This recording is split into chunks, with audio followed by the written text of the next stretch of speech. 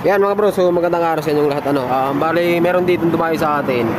Yan, si bro, galing pa yan ng Antip. Saan sa Antipolo bro? Sa malapit sa Teresa, boundary. Boundary ng... Antipolo sa Teresa. Hindi malayo pala talaga.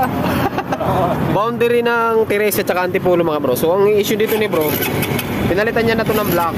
Merong lagatik mga bro. Lagatok pala, hindi lagatik. Ayun o. Kaya pakinggan nyo muna mga bro.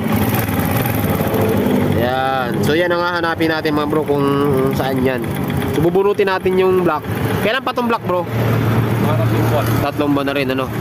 Pero wala rin naman usok.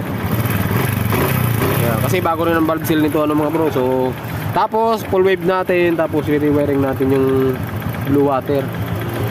So kasi mga bro, hindi pwedeng lagyan ng blue water na hindi naka full wave. Kasi medyo mahina lang ang charging nito mga bro na mga ganito, ng mga RS na hindi naka full wave. Pero kung naka full wave yan, okay lang yan mga bro.